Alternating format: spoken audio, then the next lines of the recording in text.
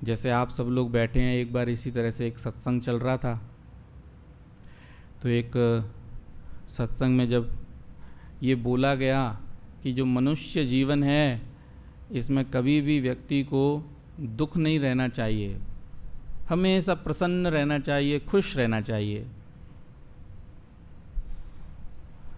तो आप जैसे में से किसी एक ने पूछा कि ये तो बड़ा ही मुश्किल है, विषम परिस्थितियां आएँ और आप हमेशा खुश रहो।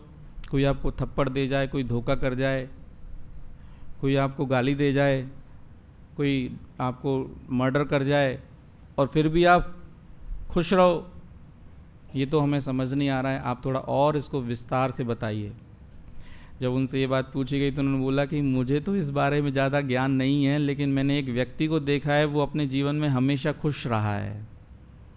वो गांव के बाहर रहता है, उसके पैर भी नहीं है, एक्सीडेंट में उसके पैर चले गए, उसके माता पिता भी नहीं है, उसी एक्सीडेंट में उसके माता पिता भी चले गए, और उसके पास पत्नी, रिलेशन, पैसा कुछ भी नहीं है, लेकिन एक चीज़ उसके पास है। वो क्या? वो हमेशा मुस्कुराता रहता है। उसके पास जाओ, जाके पूछना जो आप मुझसे पूछ रहे हो, और पूछ के जब वापस आओ तो मुझे भी बताना कि उन्होंने आपको क्या बताया। वो लोग जब उसके पास गए, दरवाज़ा खटखटाया, उसने अंदर से खोला, धीरे धीरे वो बेचारा आया। आने के बाद जब उसने खोला कि तुम्हें क्या चाहिए, उन्होंने बताया कि हम आपसे क्वेश्चन करने आए हैं कि तुम विषम परिस्थितियों में कैसे खुश रह पाते हो। जब उससे ये बात पूछी गई तो उसको थोड़ा एक अचरज सा हुआ, आश्चर्य हुआ, और बोलता है कि शायद आप गलत जगह आ गए हैं, शायद आप गलत जगह आ गए हैं। क्यों? क्योंकि मैंने मेरे जीवन में कभी कोई विषम परिस्थिति देखी ही नहीं। भगवान तो मेरे ऊपर इतने दयालु हैं और इतने कृपालु हैं कि मैं कुछ भी करूं, लेकिन मैंने कभी भी मेरे जीवन में कोई विषम परिस्थिति देखी ही नहीं। उनको बड़ा आश्चर्य हुआ। उन्होंने ये समझा, और हमको भी इससे ये छोटा सा समझना है कि एक्चुअली में विषम परिस्थितियाँ हम अपने इस माइंड से बनाते हैं। जैसे कि इस ट्रांसलेशन में दिया है कि जो मिजरीज हैं, जो हमारी लाइफ में समस्याएं आती हैं, वो हम खुद हमारे द्वारा बनाते हैं। और हमें जब इतना विश्वास हो, भगवान पर अटूट श्रद्धा हो कि भगवान हमारे सबसे बड़े हितैषी हैं। भगवद गीता 5.29 ये बात बताता है, सुहृदम सर्वभूतानाम। तो यदि कोई व्यक्ति इतना भरोसा रखे कि मेरे जीवन में जो हो रहा है वो दी बेस्ट है, वो अटूट श्रद्धा हो, तो फिर हम क्या करते हैं, हम कैसे अपने लाइफ में ये मिजरीज खुद से क्रिएट करते हैं। मैं कुछ एग्जाम्पल आपको देना चाहूँगा। एक व्यक्ति यदि महीने में सोचे कि मुझे 1 करोड़ कमाना है, उसने किसने किया ये? उसने खुद ने बनाया। क्या करना है उसको? 1 महीने में 1 लाख भी नहीं, 1 करोड़ कमाना है। अब उसने खुद ने ये किया तो क्या करेगा उसके लिए वो खाना छोड़ देगा, उसके लिए वो रिलेशन छोड़ देगा, बिजनेस में बहुत ज़्यादा मन लगाएगा, ना सोने का पता, ना कुछ और का पता। क्या किया उसने? खुद के अपने डूज और डोंट्स बनाए, ये मैं करूँगा और ये मैं नहीं करूँगा। और क्या किया उसने? खुद के कोकून बनाए। कोकून समझते हैं? जिसमें एक व्यक्ति खुद ही स्ट्रगल करता है, खुद ही उसमें फंस के रह जाता है। यदि वो ये काम सोचता, अपने जो रिलेटिव हैं, अपने जो माता पिता हैं, अपने जो गाइड करने वाले लोग हैं, उनसे पूछता और उसके बाद ये डिसीजन लेता, तो भगवद गीता को थोड़ा सा संज्ञान करता कि क्या वाकई में खुशी 1 करोड़ के अंदर है। तो उसने खुद ने ही अपने डिजायर्स क्रिएट किए और उस कोकून में खुद फंसा। एक्चुअली में भगवद गीता के श्लोक बोलता है, सर्व पार्था मनोगतान। अर्जुन ने जब भगवान से क्वेश्चन किया कि भगवान, एक व्यक्ति जो हमेशा संतुष्ट रहता है वो कैसे बोलता है और वो कैसे बैठता है, मुझे बताइए। भगवद गीता 2.53 तो 54 में 55 में भगवान बोलते हैं, प्रजहाति यदा कामान सर्वपार्था मनोगतान। एक व्यक्ति जो अपनी मटीरियल डिजायर्स को छोड़ दे, भौतिक डिजायर्स को जो व्यक्ति छोड़ सके, मटीरियल हमारे मन में जो कंकॉक्शंस हैं हम खुद से बनाते हैं। अच्छा, कोई दूसरा एग्जाम्पल लेते हैं, कैसे हम खुद से बनाते हैं ये एग्जाम्पल्स। कोई व्यक्ति, दो पार्टनर हैं, अच्छा बिजनेस खोलने के लिए पार्टनरशिप में बिजनेस स्टार्ट किया, 5-6 साल बहुत मेहनत की, बहुत अच्छा बिजनेस क्रिएट भी कर लिया, लेकिन एक पार्टनर के मन में क्या, थोड़ा सा लालच आ गया, थोड़ी सी चोरी आ गई, धोखाधड़ी आ गई, तो उसने थोड़ा मनी साइफन करने लगा, गलत बात करने लगा, झूठ बोलने लगा, पीछे से कुछ और इधर उधर मनी का इधर ट्रांसफ़र करने लगा। तो थोड़े दिनों बाद ये बात पता चलती है, दोनों में लड़ाई हो गई। दोनों में लड़ाई हो गई तो क्या हुआ, दोनों बड़े हैं, पावरफुल हैं, कोर्ट में गए, लॉयर्स हायर हुए, तो उसके बाद दोनों ऐसे उसमें फंस गए। अब उस व्यक्ति ने, जिसने चोरी की, जिसके अंदर वो मन में ये गलत काम का करने का आया, उसने ये खुद से किया। यदि वो ये नहीं करता, ईमानदारी से दोनों यदि पार्टनरशिप में रहते तो बड़े आराम से रह पाते, लेकिन हमने खुद ने ही क्रिएट किया है। ऐसे ही हमारी लाइफ में हम बहुत सारे ऐसे खुद के क्रिएशन करते हैं, लेकिन भगवान ये नहीं कहते। भगवान कहते हैं कि आप जितना भगवद गीता को ध्यान में रखते हुए यदि रखोगे तो अपने डूज एंड डोंट्स की बजाय भगवान ने भी डूज बताए हैं। No meat eating, no gambling, no illicit affair, no intoxication, ये हैं डोंट्स, हमें ये काम नहीं करना है। और कुछ डूज बताए हैं कि हमें भगवान के नाम का जप करना चाहिए, हमें भक्तों का साथ करना चाहिए। जैसे ही हम ये डूज एंड डोंट्स जो भगवद गीता में बताए गए हैं, और जैसे ही हम ये करने लगते हैं, हमारा जीवन बहुत ही संतुष्ट हो रहता है। एक्चुअली में हमें ये सोचना है कि मनुष्य जीवन, एक श्लोक भगवद गीता में बोलते हैं, ब्रह्मभूता प्रसन्नात्मा न सोचती न कांक्षति। लेकिन आप सोचिए, हम हमेशा सोचते रहते हैं और हमेशा कांक्षति करते रहते हैं। प्रसन्नात्मा तो शो ऑफ है,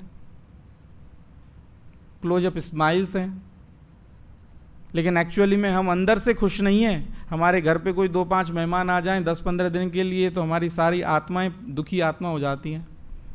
हम कहीं बाहर घूमने जाते हैं 10-12 दिन के लिए तो पता चलता है कि अरे गए तो घूमने, मज़ा मस्ती करने, लेकिन बाद में बोलते हैं कि चलो घर चलो, कब घर चलेंगे। तो हम ढूंढ तो रहे हैं खुशी, लेकिन हमें मिल रही है दुख, मिल रहा है हमको। तो क्या हम कहाँ माइनस कर रहे हैं? हम माइनस कर रहे हैं, हम भौतिक डिजायर्स को पकड़ने का प्रयास कर रहे हैं बजाय कृष्णा को। एक चील, छोटी सी स्टोरी है। एक चील को देखा कि एक बहुत सारी मछलियाँ नीचे ग्राउंड में सूख रही हैं, मछुआरे ने सुखा रखी थी। तो चील को लगा कि एक झपट्टा मार के एक तो मैं ले ही लेता हूँ अपने लिए। तो जैसे ही उसने झपट्टा मार के ऊपर उड़ने लगी, उसने पंजे में लिया, उसके बाद उसने मुंह में लिया। उसको देखते देखते कुछ कौवे उसके पीछे पड़ गए। कौवे उसके पीछे पड़ गए। अब वो जहाँ जाए, वो राइट जाए तो वो भी राइट जाए, वो लेफ़्ट जाए तो वो भी लेफ़्ट जाए, वो ऊपर जाए तो वो भी ऊपर, वो नीचे जाए। परेशान कर दिया। कौवे बहुत परेशान करते हैं, एक बार पीछे पड़ जाएं तो। कौवे ने जब पीछे पड़ के परेशान कर दिया तो उसने बोला कि कैसे इससे निपटारा करें, ये तो मेरे पीछे ही पड़ गए हैं।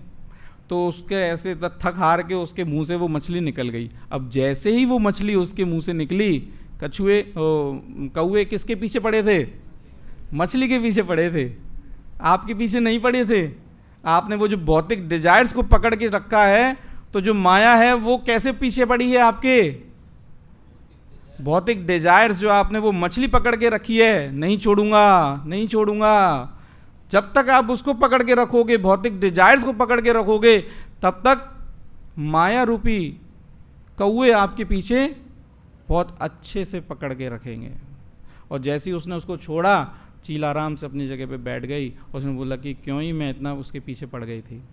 तो हमें अपने जीवन में ये जो भौतिक डिजायर्स हैं, ये एक 10th ऑफेंस भी है। हम भक्ति में बहुत अच्छा बढ़ना चाहते हैं, हम चैंटिंग में बहुत अच्छा बढ़ना चाहते हैं, लेकिन एक 10th ऑफेंस है। टोटल 10 ऑफेंस होते हैं। जब हम भगवान के नाम का अच्छा जप करना चाहें तो हमें इन ऑफेंसेस को, अपराधों को दूर रखना चाहिए। तो जिसमें से एक 10वां अपराध है, यदि कोई व्यक्ति भगवान के नाम का जप करता है और साथ ही साथ में भौतिक डिजायर्स को भी मेंटेन करता है। कई बार तो हम धर्म जो चैंटिंग जो भी कुछ धर्म का काम करते हैं वो किस लिए करते हैं? अर्थ बढ़ाने के लिए। धर्म, अर्थ, काम, मोक्ष। हम अर्थ बढ़ाने के लिए धर्म करने का प्रयास करते हैं। दान भी करते हैं तो इसलिए करते हैं कि हम इतना गलत काम कर रहे हैं के लिए थोड़ा तो इधर दे देते हैं, ताकि जब भगवान को कुछ पूछना पड़ेगा तो हम उसको बता सके कि हाँ देखो साहब आपके लिए दान किया था, 100 रुपये 1000 रुपये हमने किए थे, दिखाया था आपको कि हम कर रहे। तो धर्म, अर्थ मिल जाता है। उसके बाद फिर हम अपनी डिजायर्स पूरी करते हैं, और जब डिजायर से पूरा सेटिस्फाइड हो जाते हैं 50-60 साल, उसके बाद सोचते हैं अब थोड़ा सा मोक्ष की तरफ चलते हैं। तो वो ना करके हमें धर्म इसलिए फॉलो करना चाहिए। धर्म का जो मेन पर्पज होना चाहिए वो क्या? भगवान की खुशी, भगवान के प्यार, जो चैतन्य महाप्रभु ने हमको सिखाया है। ना धनम ना जनम न सुंदरीम कविताम व जगदीश कामये मम जन्मनि जन्मेश्वरे भवतात् भक्तिर अहेतुकी त्वयि। वो हमें सीखना चाहिए।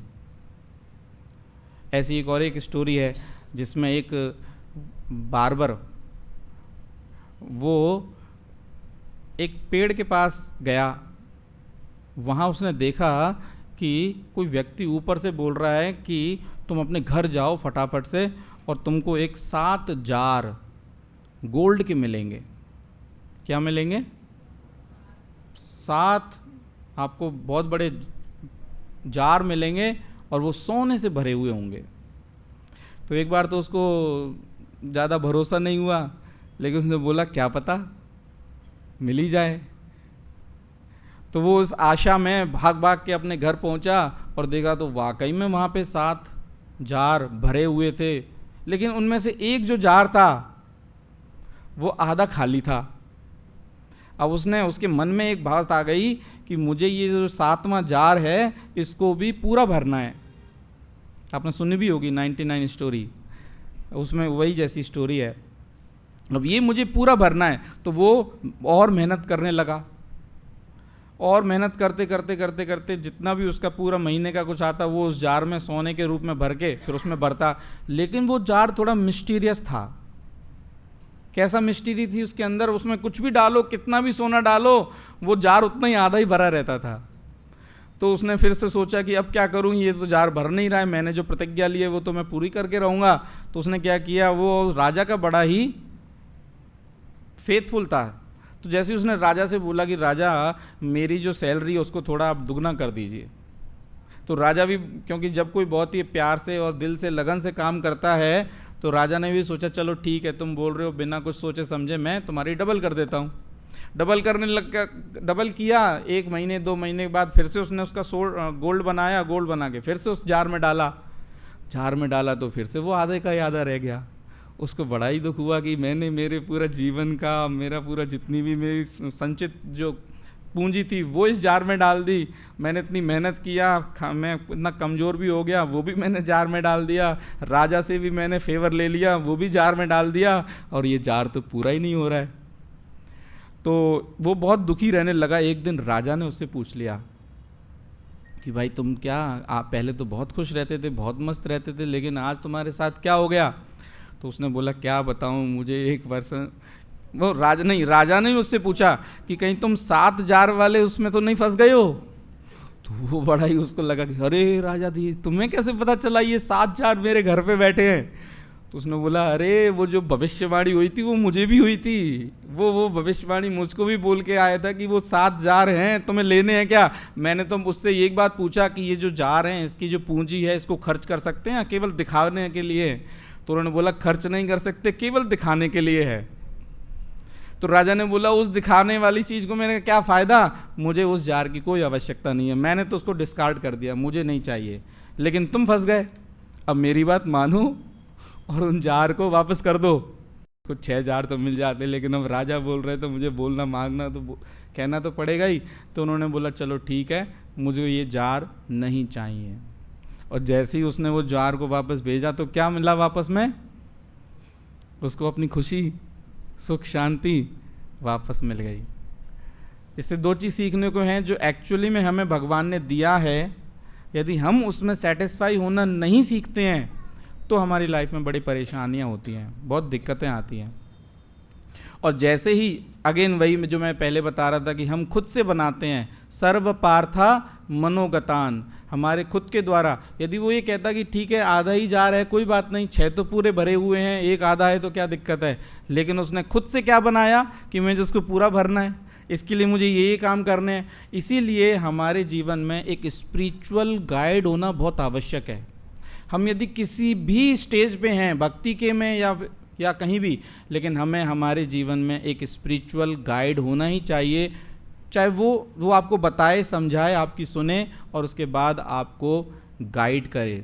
एक्चुअली में वो गाइड नहीं करते हैं, वो तो मीडिएटर होते हैं, चैतन्य महाप्रभु, कृष्णा और प्रभुपाद के आपके बीच में। चैतन्य महाप्रभु और कृष्णा और प्रभुपाद आपको डायरेक्टली तो आएंगे नहीं, इतने तो प्यूरिफाई हम हैं नहीं, तो उन्होंने एक सिस्टम भेजा है, उसके थ्रू आपको गाइड करवाते हैं और आपकी बात भी सुनते हैं, आपके अनुसार आपको गाइड करने के बाद आपको एक्चुअली में वही गाइड कर रहे होते हैं, लेकिन सिस्टम के थ्रू कहीं गाइड कर रहे होते हैं। तो हमें हमारी लाइफ में ये जो मेंटल स्पेकुलेशंस हैं, मनोगतान हैं, इनसे हमें दूर रहना है। और उसका तरीका एक ही है, जब हम डेली बेसिस पे भगवत गीता, भागवतम और चैतन्य चरितामृता का गुणगान करते हैं। इसमें एक परपट के अंदर 3 चीज़ को बताया गया है। पहला है कि यदि कोई व्यक्ति सर्वशक्तिमान, भगवान जो सर्वशक्तिमान हैं, उनके कार्यकलापों का वर्णन करते हैं। नारद जी वेद व्यास जी को ये बता रहे हैं कि ये क्लू है, यदि आपको इन मनोगतान से दूर रहना है, इन मेंटल स्पेकुलेशन से, इन प्रॉब्लम से दूर रहना है, तो हम अपने अनुसार सोचते हैं। बैंक बैलेंस कोई बना रहा है, कोई सिक्योरिटी लगा रहा है, कोई कुछ और, तरह तरह के हम अपने हिसाब से अपनी चीज़ें बताते हैं, सोचते हैं। लेकिन भगवान यहाँ कोई अन्य साधन नहीं है। नारद जी त्रिकालज्ञ भगवान के ऐसे भक्त हैं जो भगवान के द्वार पे, भगवान के घर पे कभी भी जा सकते हैं। गोलोक धाम से लेके वैकुंठ धाम के लेके और पूरा भौतिक जगत उनके लिए खुला हुआ है, कहीं भी जा सकते हैं नारद जी। और वो ये कह रहे हैं कि यदि कोई व्यक्ति इन कष्टों से, इन मेंटल स्पेकुलेशन से, इन मनोगतान से यदि कोई निकलना चाहता है तो उसके पास और कोई साधन नहीं है। कौन सा? जब तक वो व्यक्ति भगवान की कथाओं का स्मरण खुद ना करे और लोगों के साथ में ना बात करे। तो हमें इसलिए भागवतम का श्रवण, कृष्णा बुक, चैतन्य चरितामृता, प्रभुपाद के लीलामृता, इनका गुणगान हमें करना चाहिए।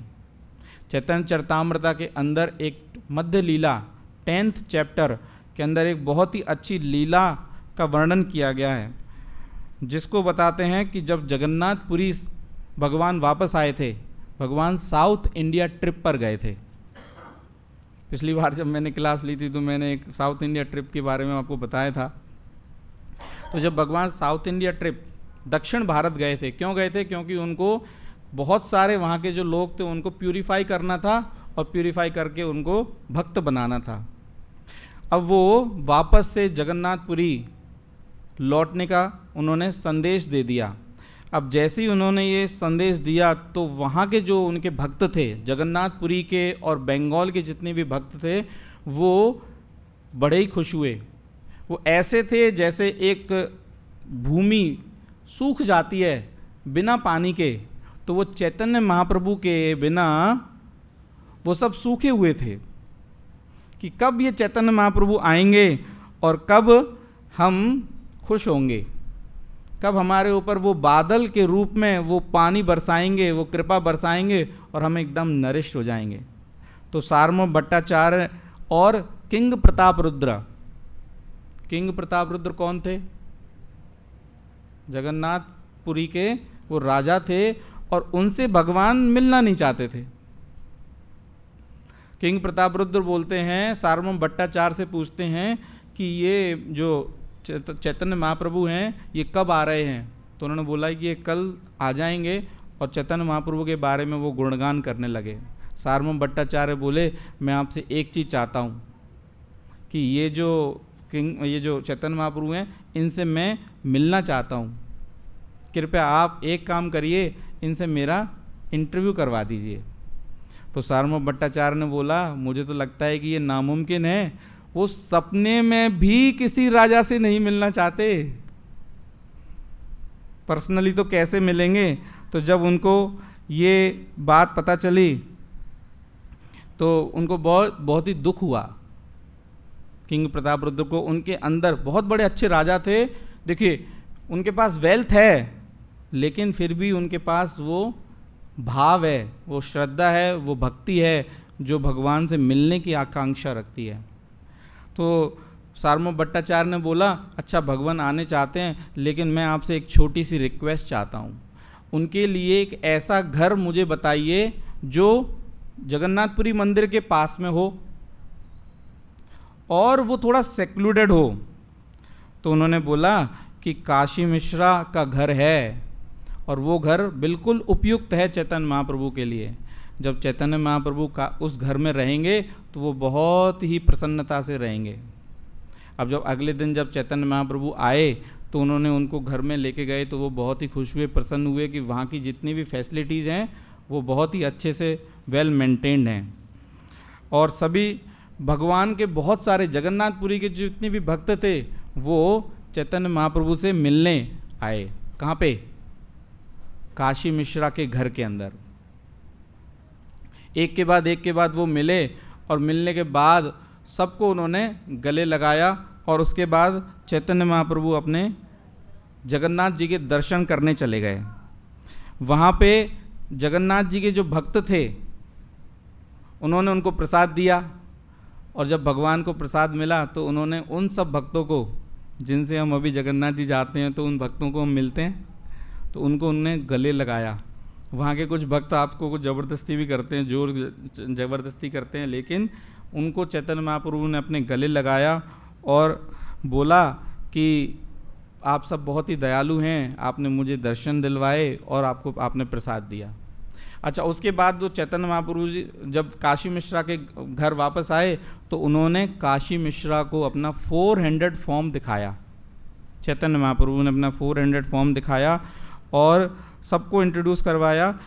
उसमें से कुछ ऐसे लोग थे जो बहुत ही स्पेशल थे, जिनमें से एक थे जनार्दन। वो, उनका क्या काम था? वो भगवान का जो ट्रांसेंडेंटल बॉडी है उसको नया रूप देने का काम करते थे। जब 12 साल में भगवान को नया दिव्य स्वरूप दिया जाता है तो उसमें वो अपना भागीदारी करते थे। अच्छा, इसके अलावा एक कृष्णदास थे जो भगवान के गोल्डन केन को बनाते थे। एक सिक्की माइती थी, वो राइटिंग का इंचार्ज थी, सिक्की माइती। एक प्रद्युम्न मिश्र थे, वो जितने भी वैष्णव थे उनके इंचार्ज थे।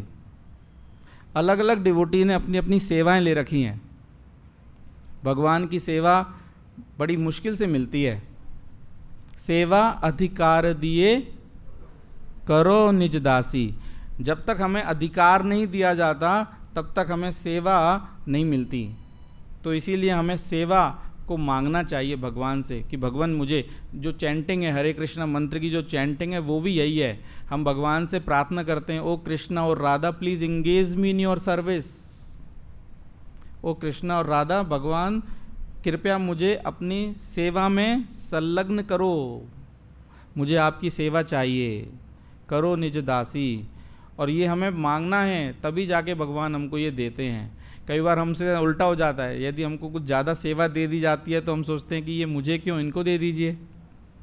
लेकिन आप बड़े भाग्यशाली हैं यदि पूरे सुबह से शाम आपको सेवा के अंदर कोई निचोड़ दे।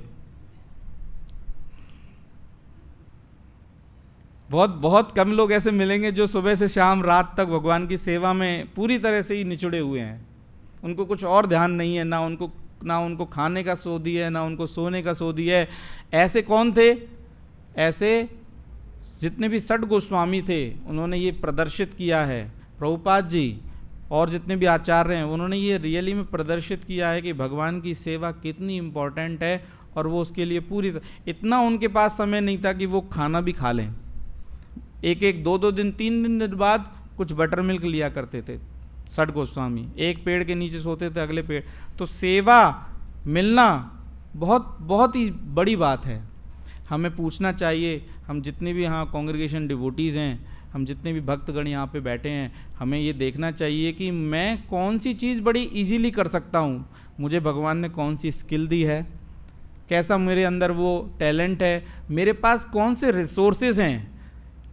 मेरे पास टाइम ज़्यादा है तो मुझे टाइम देना चाहिए, मनी ज़्यादा है तो मनी देना चाहिए, मेरे पास रिसोर्सेज ज़्यादा हैं तो रिसोर्सेज देने चाहिए, मेरे पास वाणी अच्छी है तो मुझे वाणी भगवान को देनी चाहिए, और मेरे पास इंटेलिजेंस ज़्यादा है जिसके थ्रू मैं कोई सिस्टम बना सकूँ तो वो मुझे करके भगवान की सेवा में संलग्न होना चाहिए।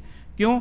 यदि हम कोई भी चीज़ जो हमारे पास एक्सेस में है वो यदि भगवान को नहीं लगाते, कोई भी चीज़ यदि हमारे पास एक्सेस में है और वो हम भगवान को नहीं लगाते तो वो चीज़ हमारे से निकल जाती है या वो गलत जगह पे चली जाएगी, वही चीज़ हमें परेशानी करके जाती है। यदि आपके पास बुद्धि ज़्यादा है, भगवान की तरफ नहीं लगाया तो क्या होगा? गलत जगह लगाओगे, गलत आपको लाइफ का हो जाएगा। आपके पास मनी बहुत ज़्यादा है, भगवान की तरफ नहीं लगाया तो क्या करोगे? नया फार्म हाउस खोलोगे, बच्चों को पता चल जाएगा मेरे पिताजी के पास बहुत मनी है, बहुत पैसा है, चलो एक BMW बाइक ले लेते हैं, 10 लाख 15 लाख की बाइक आती है, तेज़ चलाएगा तो एक्सीडेंट होगा तो किसकी परेशानी होगी? हुई ना एक अभी BMW अभी एक क्रैश हुई थी और उसमें अंदर उसने 2 लोगों को मार दिया था और उसने फिर उसको घूस भी दिया पुलिस वालों को। अब जब ये मामला धीरे धीरे उजागर हुआ, लोगों को पता चला, तो घर के रहे ना घाट के रहे। तो जो भी चीज़ हमारे पास एक्सेस में है वो हमें बिना सोचे समझे इमीडिएटली भगवान को देनी चाहिए, डरते हुए। यदि हमने उधर नहीं लगाया तो समय के साथ भी ऐसा ही है। जैसे ही सुबह सुबह जगह इसको दूर रखिए, एक्चुअली मैं इसको दूर रखना चाहिए, मैं तो इसको कैबिन में रख के आता हूँ नीचे। अभी मैं सोचना अरे प्रभु जी का मोबाइल कैबिन में है तो चलो एक दिन कभी कभी रखता हूँ, तो मैं उसको कैबिन में रख के आता हूँ, मैं इसको दूर रखता हूँ क्योंकि सुबह सुबह जगूँ तो ये टेम्पटेशन ना हो मेरे अंदर कि मेरा समय ये ना खा जाए। तो हमारे पास यदि समय है, और भारत में मैंने गौर किया है लोगों के पास खूब समय है, हमको भगवान ने ऐसे जीन दिए हैं कि हमें खूब समय दिया है। एक्चुअली में हमारे पास खूब समय रहता था जब हम एग्रीकल्चर खेती बाड़ी किया करते थे, तो पीक सीजन तो 3 महीने का ही होता है। उसके बाद यदि आपने बहुत अच्छे से मेहनत की, उन 3 महीने के बाद आप पूरा 12 महीने आप आराम से खा सकते हैं उससे।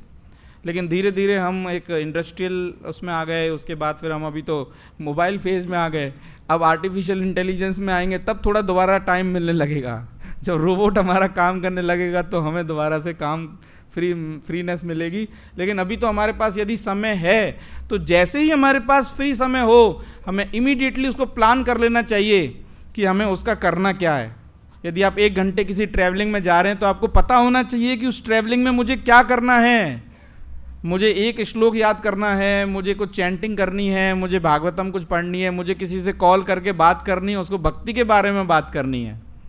तो ये चीज़ जब यदि हम प्लान नहीं करेंगे तो फिर कौन प्लान करता है? माया देवी प्लान करती है। कोई बात नहीं, तुम्हारे पास तो प्लानिंग नहीं है, मेरे पास तो बहुत प्लानिंग है। भगवान से दूर करने की सारी प्लानिंग मेरे पास तुम्हारे लिए है।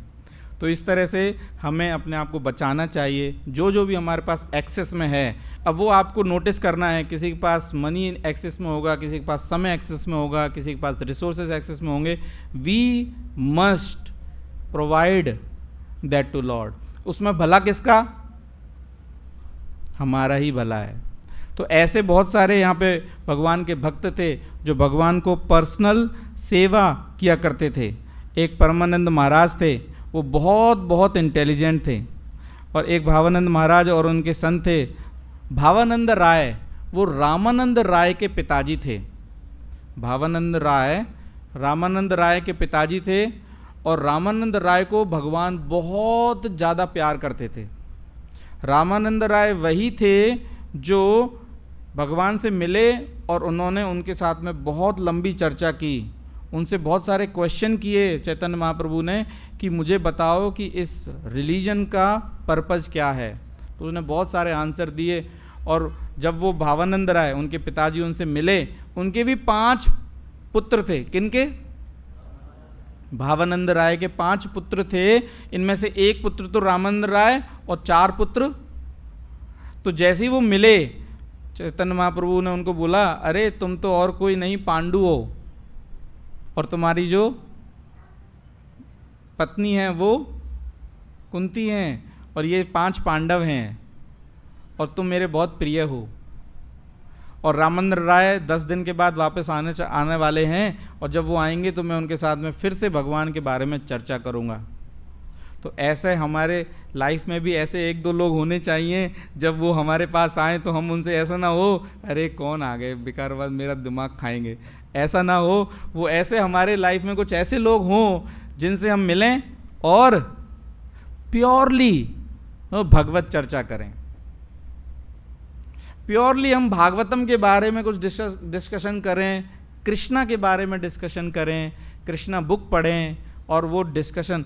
और सबसे अच्छा क्या होगा, यदि आप पति पत्नी हैं तो बैठिए, इधर उधर की बात करने के बजाय, लड़ाई झगड़ा करने के बजाय, पैसों की बात करने के बजाय, इन्वेस्टमेंट की बात करने के बजाय, कृष्णा बुक, चैतन्य चरितामृता, भागवतम के बारे में चर्चा कीजिए। विन विन सिचुएशन है। जितना इनके बारे में चर्चा करोगे इतना ये मन शांत होता है। इवन चैतन्य महाप्रभु का मन शांत होता था, बहुत ही एक्सटैटिक सिम्टम्स लाते थे। तो उनके एक और भक्त थे जिनका नाम था स्वरूप दामोदर, वो भी चैतन्य महाप्रभु से मिलने आए।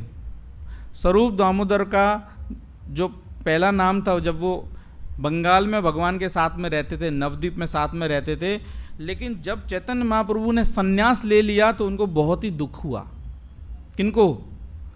स्वरूप दामोदर को भगवान का बहुत दुख हुआ कि इन्होंने संन्यास ले लिया, और उस दुख के कारण उन्होंने भी सोचा मैं भी संन्यास ले लेता हूँ, और वो भगवान को छोड़ कर कहाँ चले गए? वाराणसी चले गए। वाराणसी चले गए, वहाँ पे उन्होंने संन्यास ले लिया। संन्यास लेने के बाद उनका नाम भी उन्होंने अपने चेंज करवा लिया, और चेंज करवाने के बाद फिर वहाँ पे वो नैष्टिक ब्रह्मचारी के रूप में रहने लगे। ना तो उन्होंने सैफरन क्लोथ लिया और ना ही उन्होंने ब्राह्मण का ये थ्रेड लिया, लेकिन हमेशा भगवान के कृष्ण के बारे में चर्चा करते रहते थे, उनके बारे में सोचते रहते थे। लेकिन फिर से उनको लगा कि नहीं, चैतन्य महाप्रभु के पास तो जाना चाहिए। तो वो जब नीलाचल में जगन्नाथपुरी में भगवान पहुँचे तो वो उनके पास पहुँचे, और जैसे ही उनको देखा स्वरूप दामोदर को, तो चैतन्य महाप्रभु बोले, अरे तुम वापस आ गए। तो उनको गले लगाया और उनको बोला कि तुम तो मेरे बहुत ही प्रिय डिवोटी हो। और स्वरूप दामोदर ऐसे थे, उनके अंदर इतनी विद्वता थी, उतने अंदर उन्होंने वैदिक लिटरेचर्स को इतना अच्छे से पढ़ा हुआ था।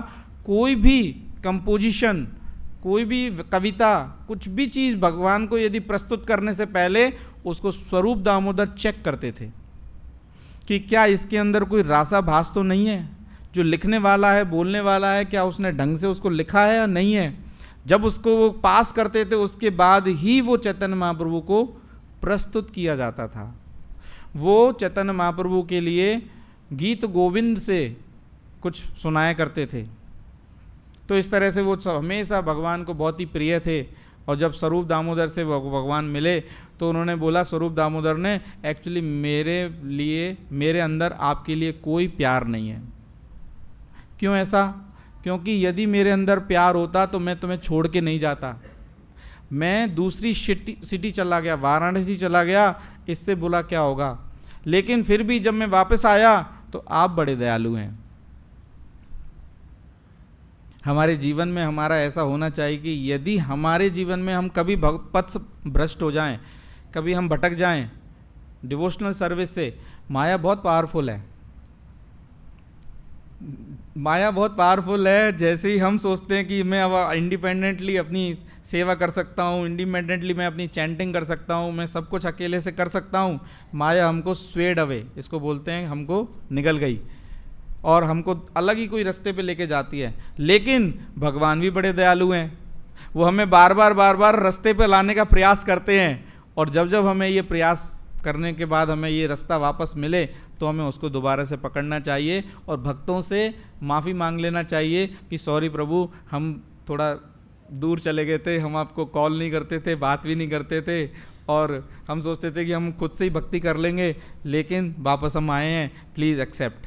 तो हमें कभी भी वो ईगो नहीं रखना चाहिए। कई बार ऐसा भी होता है जब हम कोई गलत रास्ते पे चले जाते हैं तो हम सोचते हैं कि मैं अपने ताकत से उससे मैं बाहर निकल के उसके बाद में प्रभु जी के पास में जाऊंगा, डिवोटीज़ के पास में जाऊंगा।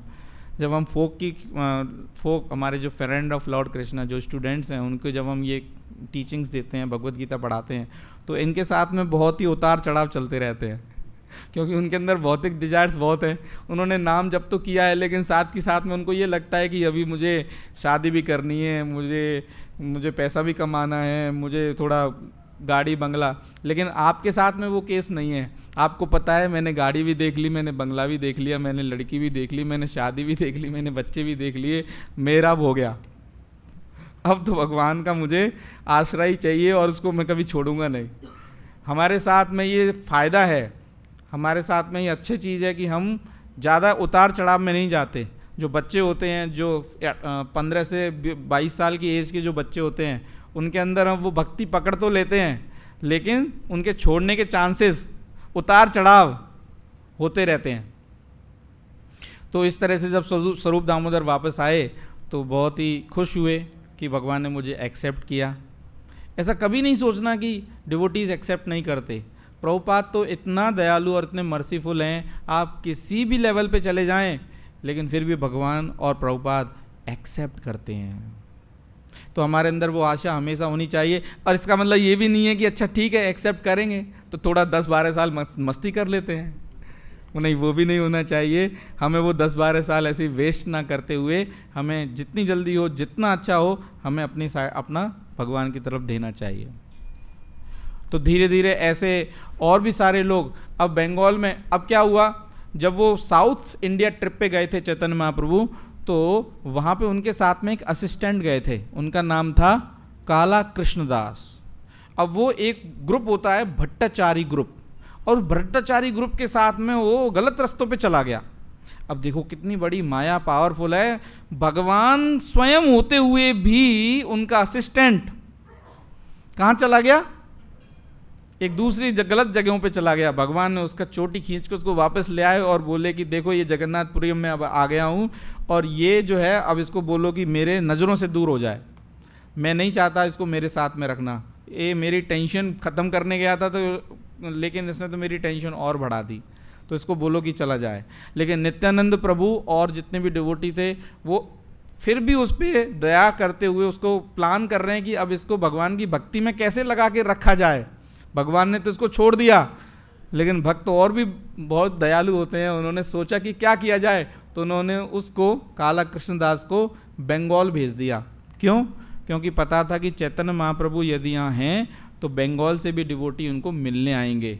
तो उनको ये इन्फॉर्मेशन तो पता चले कि Chaitanya Mahaprabhu south India trip से वापस आ गए हैं। तो उन्होंने काला कृष्णदास को बोला, जाओ तुम सच्ची माता और अद्वैत आचार्य के पास जाओ और उनको ये सूचना दे आओ कि चैतन्य महाप्रभु वापस आ गए हैं और आप सब मिलने के लिए आ सकते हो। तो जब वो दोबारा वहाँ कृष्णदास कविराज काला कृष्णदास जब वहाँ वापस गए, सच्ची माता के पास गए, तो वो भगवान का प्रसाद लेके गए, जगन्नाथ जी का प्रसाद लेके गए, उनको खिलाया। उसके बाद अद्वैत आचार्य के यहाँ गए, उनको खिलाया। और बहुत सारे कुंडीला ग्राम के और बहुत अलग खांडा ग्राम के जितने भी सारे डिवोटीज़ थे बंगाल के, वो सब अद्वैत आचार्य के घर आए और उन्होंने प्लान किया कि चलो हम कहाँ चलते हैं, जगन्नाथपुरी चलते हैं, भगवान से मिलने चलते हैं। वो धीरे धीरे धीरे चलने लगे। एक साउथ इंडिया से परमानंदपुरी एक डिवोटी थे, उनको भी जब इसके बारे में पता चला कि जगन्नाथ जी में चैतन्य महाप्रभु पहुंच गए हैं, तो उनसे वो धीरे धीरे चलने वाले ग्रुप से ज़्यादा सहन नहीं हुआ, वो फटाफट से जल्दी वो कहाँ पहुँच गए, जगन्नाथपुरी पहुँच गए।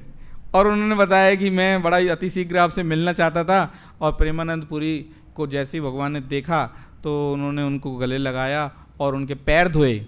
पैर धोने के बाद उनको बोला कि आप यहीं मेरे साथ रहो। इसके अलावा एक और पर्सन थे ब्रह्मानंद भारती, वो संकरा फिलॉसफी के पर्सन थे। वो जैसे ही भगवान के सामने आए, लेकिन वो संकरा फिलॉसफी की, तो उनके पास में एक रहता है कि वो अपने शरीर को एक डियर स्किन से ढके रहते हैं। तो जब उनको बताया गया कि चैतन्य महाप्रभु को बताया गया कि ब्रह्मानंद भारती आए और आपसे मिलना चाहते हैं, एक्चुअली में सभी डिवोटीज भगवान से मिलना चाहते थे, और होगा भी। यदि यहाँ पे कोई अच्छा पर्सनैलिटी आ जाए, सीएम चीएफ आ जाए और ये पीएम आ जाए, तो आप उनसे मिलना चाहोगे ही चाहोगे। एक सेल्फी तो हो जाए, जिसको हम अपने बोर्ड रूम में लगा दें, हमारे ड्राइंग रूम में लगा दें, ताकि लोग आएँ तो पता चले कि मेरा इनसे कनेक्शन है। तो ऐसे ही है वो भी, और वो हमारा तो अल्टीरियर पर्पज होते हैं, लेकिन उनका एक भगवान से मिलने का एक अलग ही भाव होता है। उनकी ज़िंदगी लाइफ एंड सोल ही केवल और केवल भगवान होते हैं। वो भगवान से मिलना चाहते थे, और जैसे ब्रह्मानंद भारती भगवान से मिलना चाहे तो भगवान ने बोला कि अरे, और उन जैसी वो एक दूसरे से कन्फ्रंट हुए, एक दूसरे को देखा, तो भगवान उनको अनदेखा कर दिए। क्यों? क्योंकि उन्होंने वो डियर स्किन पहन रखी थी। वो शो ऑफ करना चाहते थे, वो प्रेस्टीज में थे कि मेरे पास देखो ये सब पहनावा है। तो जब चैतन्य महाप्रभु ने देखा, अरे ब्रह्मानंद भारती कहाँ पे हैं? सामने ही है। स्वरूप दामोदर बोले, ये रहे आपके सामने ही तो हैं। उन्होंने बोला मुझे दिख नहीं रहे हैं। तो उनको समझ में आ गया कि इनको ये जो मैंने पहनावा है ये पसंद नहीं आ रहा है, तो उन्होंने उस पहनावे को छोड़ दिया। और फिर जैसे ही उन्होंने पहनावा छोड़ा, तो उधर से चैतन्य महाप्रभु के मन में आया कि इनको सैफरन रोब देना चाहिए। तो उन्होंने उनको सन्यास रोब दिया और उनको पहना के, फिर ब्रह्मानंद भारती जब उनके चैतन्य महाप्रभु के सामने आए, तो वो बहुत ही खुश हुए चैतन्य महाप्रभु, और उनको फिर भगवान गले लगाया और उनको अपने ही निवास स्थान में जगह दिया। और धीरे धीरे फिर बहुत सारे लोग चैतन्य महाप्रभु को डेली बेसिस पे मिलने आते थे जगन्नाथपुरी में। उन सबके साथ में भगवान कीर्तन करते थे, प्रसाद लेते थे, उनको भगवान के बारे में कथा सुनाते थे। और इस तरह से ये एक छोटी सी कथा है, जो जब चैतन्य महाप्रभु जगन्नाथपुरी से साउथ इंडिया ट्रिप से वापस आए जगन्नाथपुरी, तो वो उनको प्रेजेंट किए। इस तरह से हमें हमारे जीवन में कथाओं का स्मरण करते हुए, जैसे कि इसमें बताया है कि यदि हमें अपने कष्टों से उबरना है, आप प्रसादम खाओ, लोगों को प्रसाद पे बुलाओ, आओ चलो आज प्रसाद बनाते हैं, प्रसाद पे बुलाओ, और उसके बाद डिस्कशन करो। किसी के यहाँ जाओ, प्रसाद के लिए जाओ, अच्छा लगता है प्रसाद खाना, और उसके बाद डिस्कशन करो। ग्राम में कथा ना कोई बे, ग्राम में कथा नहीं कीजिए, उसका कोई फायदा नहीं होगा। कृष्ण कथा जितना हम कर सकते हैं, जितना हम चैतन्य महाप्रभु के बारे में जानेंगे। आज हो सकता है आपने बहुत सारे नाम नए सुने हैं, ब्रह्मानंद भारती, स्वरूप दामोदर, ये और वो, पता नहीं क्या क्या प्रभु के नाम आ गए। लेकिन 1-2 दिन 5-10 बार जब आप इनको सुनेंगे, तो आप इससे फैमिलियर हो जाएंगे। तो फिर आप उसमें और आनंद लेने लगेंगे। इन कथनों को, इनको आप आत्मसात करेंगे। यही होता है हमारे शुरू में। हम बहुत सारी चीज़ें, इंग्लिश हमने कैसे सीखा, आज हम इंग्लिश में पारंगत हैं। कोई भी वर्ड आता है डिक्शनरी का, तो हम उसका अर्थ मीनिंग समझने लगते हैं। ऐसे ही जब हमने इंग्लिश में इतना ध्यान दिया, तो क्यों नहीं चैतन्य महाप्रभु की चैतन्य चरितामृता में ध्यान दें और उसको अपना लाइफ एंड सोल बताएं। जब प्रभुपाद अकेले रहे, तब उन्होंने चैतन्य चरितामृता का आत्मसात किया, उन्होंने उसको पढ़ा। ये उनका लाइफ एंड सोल था। जब जहाज़ में जा रहे थे, तो चैतन्य महाप्रभु की ये चैतन्य चरितामृता पढ़ते थे। ये बहुत ही स्पेशल लिटरेचर है। भागवतम, कृष्णा बुक, चैतन्य चरितामृता और प्रभुपाद के लीलामृत, ये हमें बाई हार्ट होना चाहिए। टारगेट ले लो 5 साल 10 साल का, कि हमें ये सारी बुक्स बाई हार्ट होनी चाहिए। ऐसा भी नहीं कि हमें किसी को शो ऑफ करना है, लेकिन हमारी खुद के लिए प्रिपरेशन है। जब हम बूढ़े हो जाएंगे, यदि भगवान ने चाहा तो, अपने अनुसार तो हम कुछ भी नहीं कर सकते। यदि भगवान चाहे, यदि हम बूढ़े हो गए, जब कोई हमारे पास नहीं है, आप आराम से बैठे रहना, लेटे रहना और ध्यान करते रहना। ये मध्य लीला का चैप्टर 6, इसके अंदर भगवान ने ये बताया, ये चैप्टर 7, ये चैप्टर 8, ये चैप्टर 9, और आप उसमें रस में, उसमें हमेशा मस्त रहते हैं। किसी की आवश्यकता नहीं है, कोई नहीं चाहिए। भगवान की कथा, भगवान का नाम चाहिए। इसी से मैं विराम देता हूँ। हरे कृष्णा कृष्ण कृष्ण हरे हरे, हरे राम राम राम हरे हरे। श्रील प्रभुपाद की जय। चैतन्य चरितामृता की जय। निताई गौर प्रेमानंदी। हरे हरे बोल।